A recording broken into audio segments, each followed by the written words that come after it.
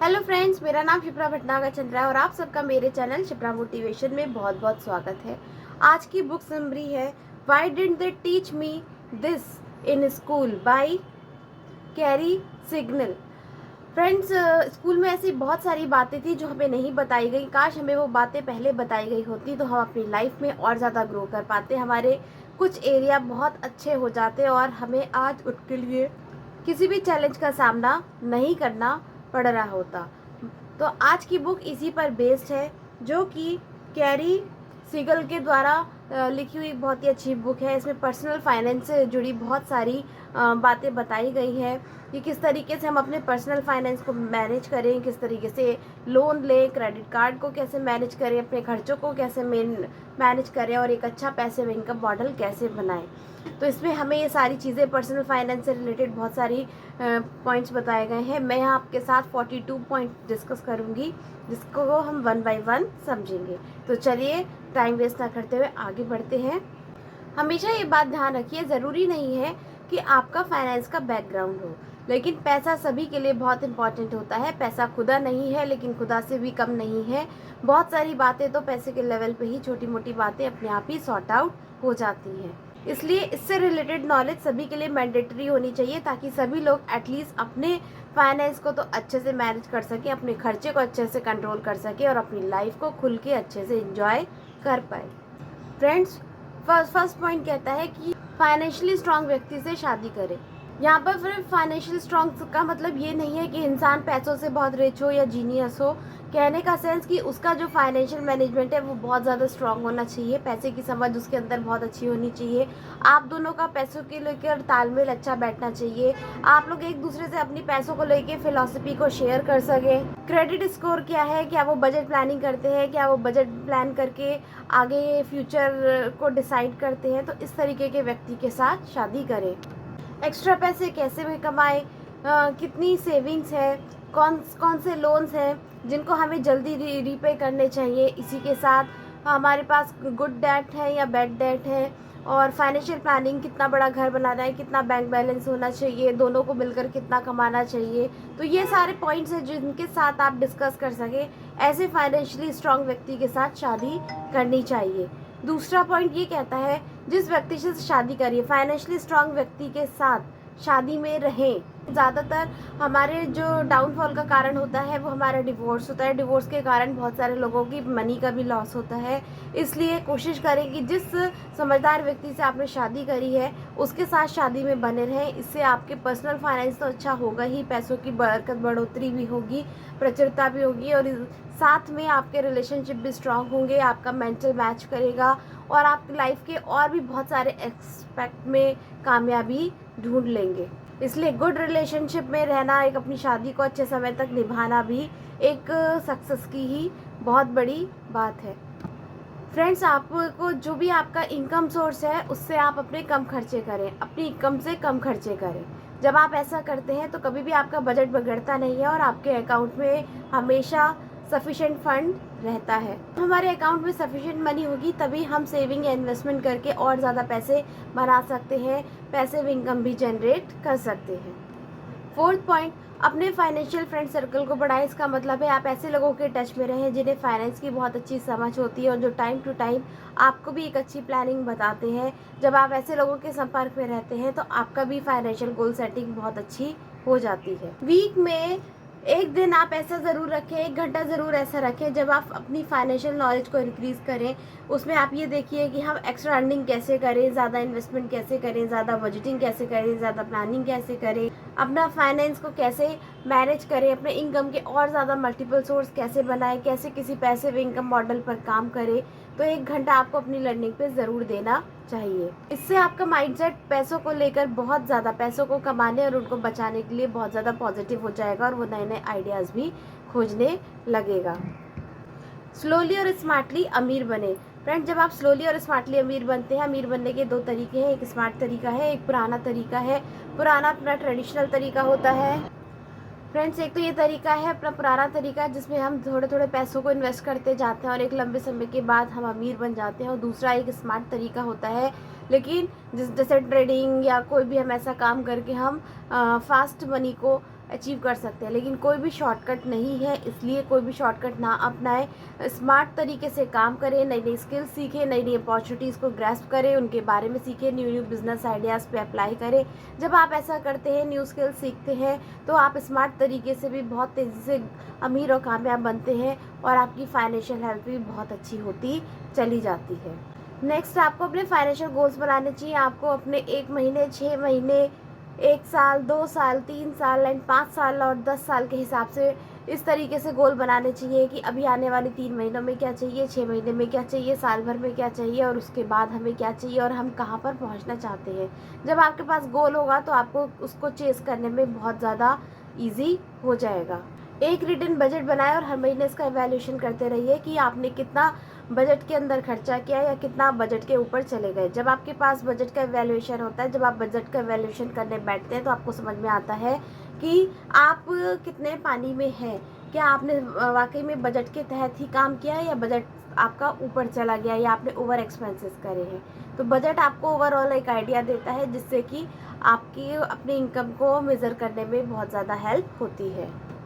और इसके 3 स्टेप हैं। सबसे पहले अपने इनकम का बजट बनाएं कि इस महीने आप कहाँ से कितना पैसा कमाने वाले हैं, किस किस सोर्स से कितना पैसा आने वाला है।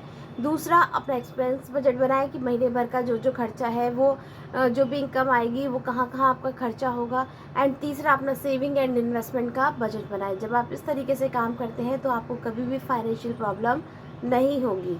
आपको अपनी एक एनुअल फाइनेंशियल रिपोर्ट को मेंटेन करना चाहिए। अपनी annual income, expense, saving, investment and budgeting को जब आप इस तरीके से अगर आप देख पाएंगे उनका बजट करके, तो आप उनको देख पाएंगे, उसको आप एनालिसिस कर पाएंगे कि आपने कितना एक्सपेक्ट किया था और कितना आपके अकाउंट में आया और कितना आपसे खर्च हुआ। अपनी एनुअल रिपोर्ट बनाने से आप अपनी एक्चुअल फाइनेंशियल हेल्थ को देख पाएंगे। अपनी अनप्लैन्ड इनकम पे आप 90% सेव करें। मतलब एक ऐसा पैसा जो कि अनएक्सपेक्टेड आपके पास आ गया है, उसका 90% आपको बचाना चाहिए और 10% ही खर्चा करना चाहिए। और इस 90% को एक अच्छे समझदारी भरे इन्वेस्टमेंट में लगाना चाहिए ताकि आपका पैसा मल्टीप्लाई हो सके और अपना काम कर सके और पैसे से पैसा बनाना सीख सके। फिक्स इनकम तो जो है वही, खर्चे भी आपके फिक्स है, लेकिन कुछ अनप्लैन्ड इनकम भी होती है कि आपको इस सोर्स से इतना पैसा आ गया, इतना आ गया, तो वहाँ आपको 90% सेव करना चाहिए। हर सैलरी इंक्रीमेंट का आप 50% सेव करें।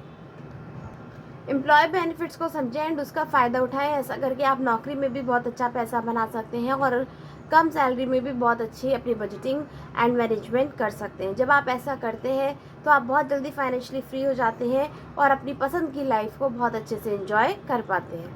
हमेशा अपना इमरजेंसी बजट बना के रखें और उसको सेव रखें कि कभी आपके पास कोई इमरजेंसी आ गई या कुछ ऐसा कुछ काम आ गया तो आप अपनी सेविंग से उस पैसे को निकाल सकें और आपकी प्रेजेंट बजट पे दबाव ना आए या वो डिस्टर्ब ना हो। एक प्लानिंग और इन्जॉयमेंट मंथ भी आप अरेंज करें, क्योंकि प्लानिंग और इन्जॉयमेंट पे भी जब आप थोड़ा सा पैसा निकालते हैं तो आपकी लाइफ में ऊर्जा बनी रहती है और आप बहुत ज़्यादा एनर्जेटिक होकर अपने काम पर फोकस कर पाते हैं। इसलिए आपको खेल कूद मनोरंजन के लिए भी थोड़ा सा पैसा सेव करना चाहिए, 10%। जब आप ऐसा करते हैं तो आप अपने काम को और दुगने उत्साह से करते हैं। ऐसा करने से आपको काम के साथ साथ अपनी ज़िंदगी का भी इन्जॉयमेंट का, ज़िंदगी जीने का भी एहसास होगा। कूपन्स और डिस्काउंट का यूज़ करें। आजकल हमें ऑनलाइन या ऑफलाइन शॉपिंग करने पे कूपन्स या डिस्काउंट मिलते हैं, तो उनका भी इस्तेमाल करने में कभी ना शर्माएं। जहां मौका मिले अपने पैसे को बचाने की पूरी कोशिश करें। और फ्रेंड्स, ये छोटी छोटी आदत ही हो सकता है आपने 6 महीने से कुछ कूपन या कुछ डिस्काउंट को बचा के रखा हुआ हो, ऑफर को बचाया हुआ हो और उससे आपका मोबाइल फ़ोन रिचार्ज हो जाए, तो ये छोटे छोटे पैसे आपके बच जाएंगे, सेव हो जाएंगे और यही छोटी छोटी बचत आगे जाकर आपको बहुत अच्छा रिजल्ट देगी। फाइनेंशियली वीक लोगों के साथ आप ज़्यादा अटैच ना रहे, मतलब उनके साथ ज़्यादा संपर्क में ना रहें, क्योंकि जैसी आपकी संगत होती है वैसी आपकी रंगत होती है। हमेशा फाइनेंशियल फ्रीडम, जो लोग फाइनेंस पे बात करते हैं, जिनके अच्छे गोल्स हैं, जो लाइफ में एक विज़न रखते हैं, ऐसे अच्छे क्वालिटी पीपल के साथ अपना वक्त स्पेंड करें, फाइनेंशियल फ्रीडम को समझें। ऐसे बिजनेसमैन के साथ अपना उठना बैठना करें। अगर फिजिकल पॉसिबल ना हो तो कोई कोच या मेंटोर हायर करें। आप ऑनलाइन भी उनकी बुक्स या ऑडियो वीडियो सुन के भी उनके टच में रह सकते हैं। इससे एक तो आपकी माइंडसेट बहुत स्ट्रांग होगा और दूसरे आपकी फाइनेंशियल हेल्थ भी बहुत ज़्यादा स्ट्रांग होगी और आप भी उनकी तरह बनने लगेंगे।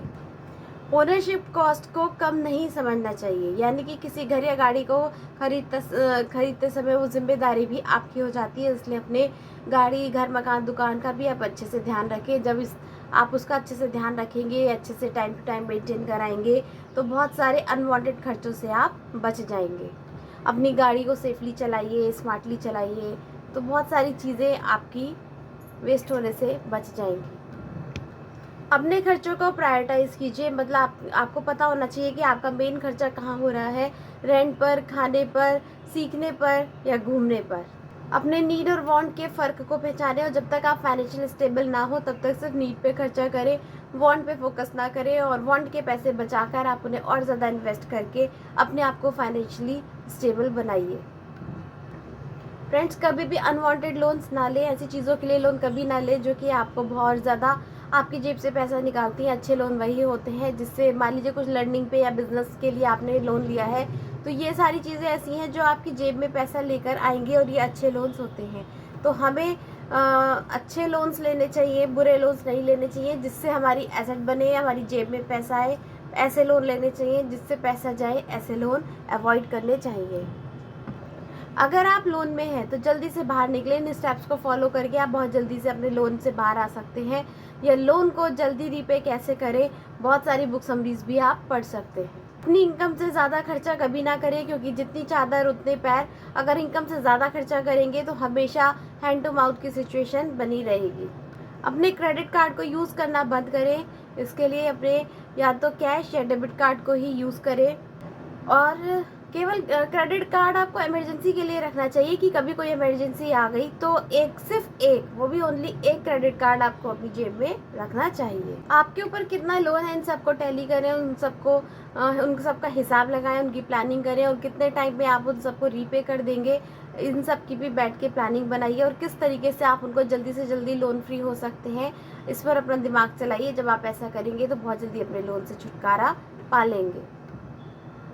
कॉलेज लाइफ में कभी भी क्रेडिट कार्ड नहीं लेनी चाहिए, क्योंकि कॉलेज लाइफ मतलब यंग लाइफ, हम उस समय यंग होते हैं और हमें नई नई चीज़ें अपनी तरफ अट्रैक्ट कर रही होती हैं। हमें पार्टी, क्लब, पब्स, ये सब बहुत अच्छा लगता है, लेकिन इन सब में हम बहुत ज़्यादा फिजूल खर्ची कर देते हैं।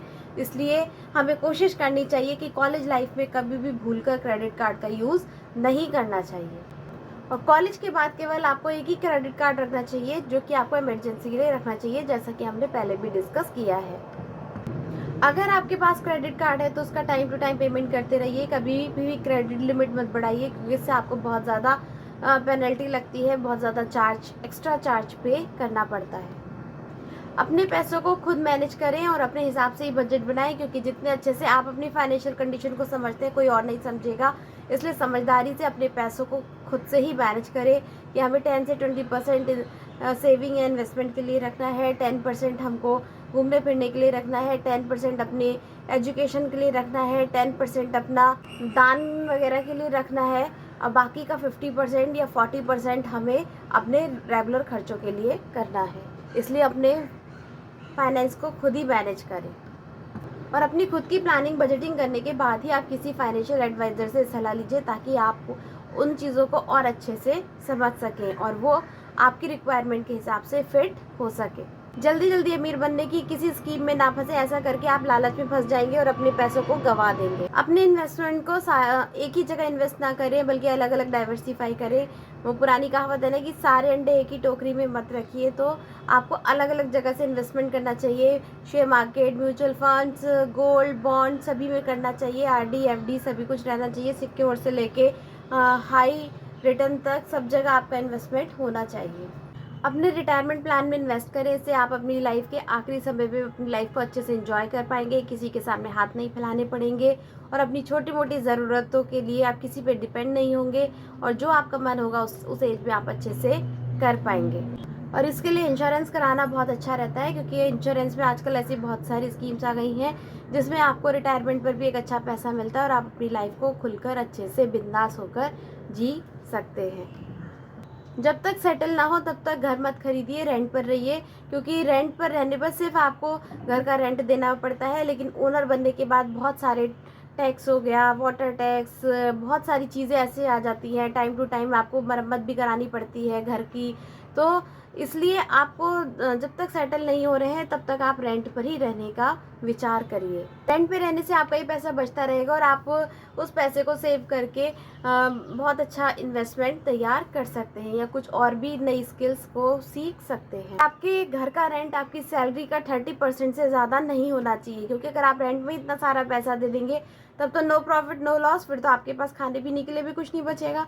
इसलिए 30% से ज़्यादा आपका जो रेंट है वो नहीं होना चाहिए। आपकी सैलरी का 30% तक ही रेंट होना चाहिए, तभी सारी चीज़ों को आप अच्छे से मैनेज कर पाएंगे। अपार्टमेंट की जगह आपको फ्लैट में रहना चाहिए, क्योंकि उसका जो रेंट होता है वो कंपैरेटिवली कम होता है।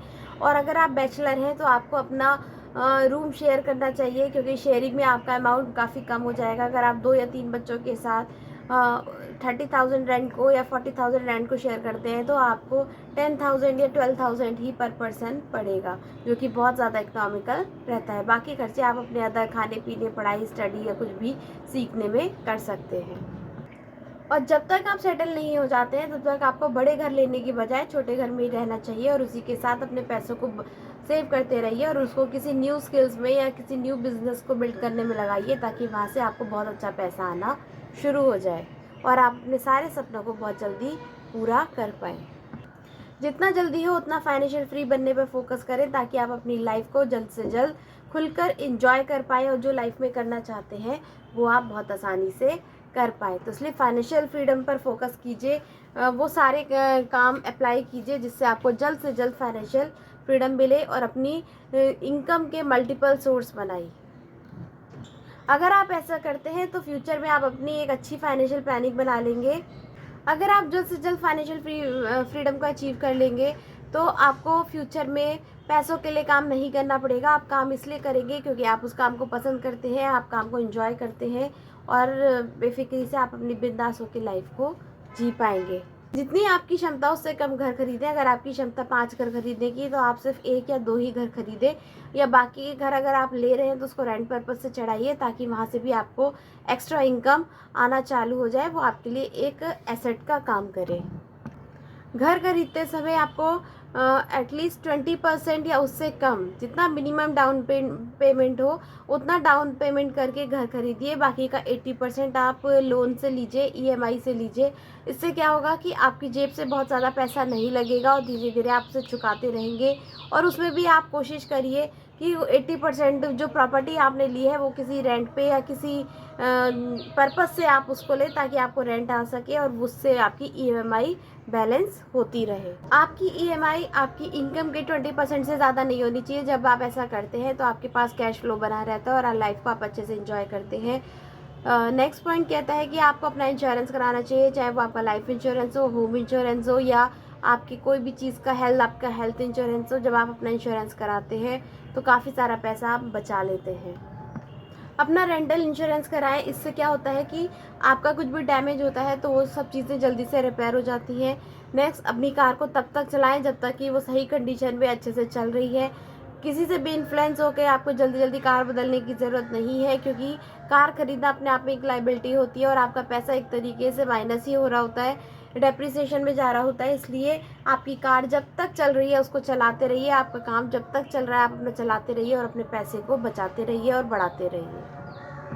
अपने ऑटोमोबाइल के मेन्यू को कवर टू कवर पढ़ें। उसमें जितनी भी चीज़ें दी गई हैं उनकी सबकी आपको डीप नॉलेज होनी चाहिए कि उसमें कितना पेट्रोल लगेगा, कितना डीजल लगेगा, कितनी उसकी टायर मेंटेनेंस जाएगी, कितना उसका मेंटेनेंस जाएगा, कितना उसका इंश्योरेंस जाएगा। ऐसा करने से आप अपनी कार को, अपनी गाड़ी को अच्छे से समझ पाएंगे और उसको बहुत अच्छे से संभाल के लंबे समय तक चला पाएंगे और अपने पैसे भी बचा पाएंगे। कोई भी सामान अगर आप परचेस कर रहे हैं तो एक्सटेंडेड वारंटी ना लें, क्योंकि वो कोई गारंटी वारंटी नहीं होती है, बल्कि आपके फालतू में पैसे वेस्ट हो जाते हैं। तो एक्सटेंडेड वारंटी को अवॉइड कीजिए। अपनी कार या स्कूटर के लिए कभी भी प्रीमियम ऑयल परचेस ना करें, क्योंकि ये वर्दी नहीं है, इसका कॉस्ट ज़्यादा होती है। और अपने को तो नॉर्मल जो एवरेज होता है वही सबसे बढ़िया रहता है, उसी में ही अपनी कार या स्कूटी बढ़िया चलती है।